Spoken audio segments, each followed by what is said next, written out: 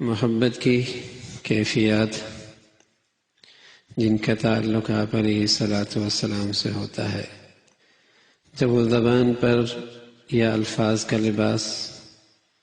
وہ کیفیات پہن لیتی ہیں تو اسی کو نعت کہا جاتا ہے۔ نعت کا موضوع براہ راست پیارے رسول صلی اللہ علیہ وسلم کی پیاری ذات ہے۔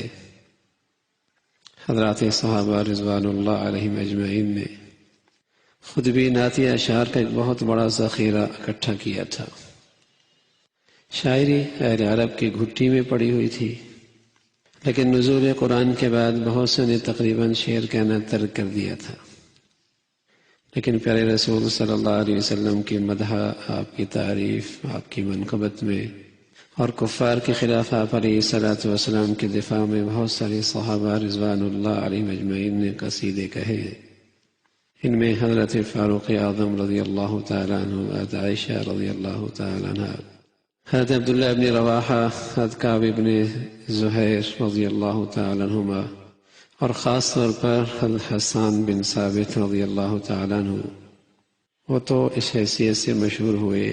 کہ انہوں نے اپنے قصائد کے ذریعے پیارے رسول صلی اللہ علیہ وسلم کی حمایت اور مدافعت کا فریضہ انجام دیا۔ اگر یوں کہا جائے کہ نعت رسول اللہ صلی اللہ علیہ وسلم کو اپنی شاعری کا باقاعدہ موضوع بنانے والے حضرت حسان بن ثابت ہیں تو یہ شاید غلط نہیں ہوگا۔ ان کے یہ نعتی اشعار شاید بڑے بڑے نعتی قصائد پر بھاری ہیں۔ احسن منک لم تر قط عینی، اجمل منک لم تلد النساء، خلقت مبرأ من کل عیب کأنک قد خلقت کما تشاء، کہ آپ سے بہتر ذات میری آنکھ نے نہیں دیکھی، آپ سے زیادہ حسین و جمیل ذات کبھی عورتوں نے نہیں جنا، ایسا لگتا ہے آپ کو ویسے ہی بنایا گیا ہے جیسے آپ خود چاہتے تھے۔ اسلام جب جزیرہ عرب سے نکل کر دوسرے علاقوں میں پھیلتا چلا گیا تو نعت کا دائرہ بھی وسیع ہوتا چلا گیا، چونکہ ایمان اور اسلام در حقیقت حب رسول اللہ صلی اللہ علیہ وسلم کے بغیر ناممکن ہے۔ اس لیے اسلام کے توسیع کا مطلب ہی حب رسول اللہ صلی اللہ علیہ وسلم کی توسیع تھا، اور نعت چونکہ اس حب رسول اللہ صلی اللہ علیہ وسلم کا مظہر ہے، اس لیے ہر علاقے میں جہاں مسلمان آباد ہیں نئے نئے اسلوبوں سے نعت کہنے کا سلسلہ جاری رہا اور انشاءاللہ قیامت تک جاری رہے گا۔ چونکہ ذات اقدس صلی اللہ علیہ وسلم کا ذکر مبارک نعت کا اصل موضوع ہے، اس لیے ہمارے ہر قول اور فعل کے آداب اسی ذات نے بتائے ہیں۔ جس ذات ہماری نعت کا موضوع ہے اسی ذات نے ہمارے قول و فعل کے آداب بتائے ہیں۔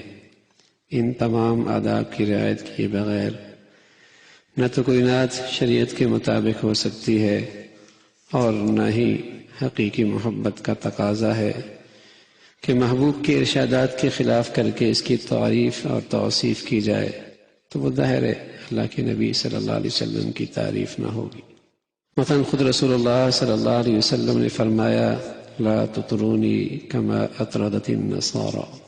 میری تعریف میں ایسا مبالغہ نہ کرو جیسے عیسائیوں نے حضرت عیسیٰ علیہ الصلاۃ والسلام کے بارے میں کی۔ عیسائیوں نے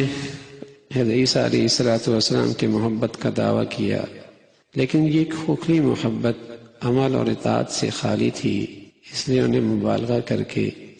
حضرت عیسیٰ علیہ الصلاۃ والسلام کا خدا کا بیٹا بنا دیا۔ پیارے رسول صلی اللہ علیہ وسلم کی محبت جو نجات کا ذریعہ تھی، حب رسول جو نجات کا ذریعہ تھی، وہ ایک جاہلانہ مبالغہ کے نتیجے میں شرک کا ذریعہ بن گیا۔ پیارے نبی علیہ الصلاۃ والسلام نے اپنی امت کو اس خطرناک انجام سے پہلے قدم پہ آگاہ فرما دیا۔ بھائی، نعت کا سب سے اہم پہلو یہ ہے اس میں کسی بھی مرحلے پر اللہ اور اللہ کے رسول صلی اللہ علیہ وسلم کے احکامات کی خلاف ورزی نہیں ہونی چاہیے۔ ہر وہ شعر جو شرک کی ادنا بولی ہوئی ہو، جس میں پیارے رسول صلی اللہ علیہ وسلم کی طرف خدائی صفات منسوب کی گئی ہوں یا اس کا کوئی شبہ پیدا ہو، وہ در حقیقت نعت نہیں، رسول اللہ صلی اللہ علیہ وسلم کے ساتھ معاذ اللہ بغاوت ہے۔ نعت میں پیارے رسول صلی اللہ علیہ وسلم نے ایسی باتوں کو بھی برداشت نہیں فرمایا جن میں شرک کا ادنا درجہ بھی پیدا ہونے کا ذرا بھی احتمال ہو۔ حضرت ربیع بنت معوذ رضی اللہ تعالیٰ عنہ فرماتی ہیں، ایک انصاری صحابی ہیں، فرماتی ہیں جس روز میری شادی ہوئی اس وقت میرے گھر میں کچھ بچیاں ترنم سے اشعار پڑھ رہی تھیں۔ ان اشعار میں کچھ شہداء بدر کا ذکر تھا، کچھ رسول اللہ صلی اللہ علیہ وسلم کی تعریف تھی۔ اشعار پڑھتے ہوئے ان بچیوں نے ایک مصرع پڑھا، وَفِينَا نَبِيٌّ يَعْلَمُ فِي مَا غَدَ،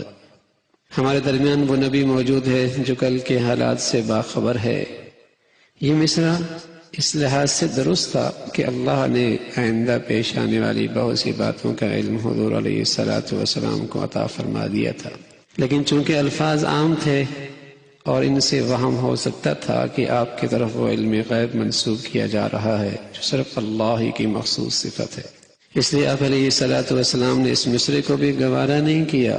اور ان بچیوں کو ٹوکتی ہوئی فرمایا، اسکتی عن ہذہ وقولی التی کنت تقولین قبلہا، اس مصرع کو نہ پڑھو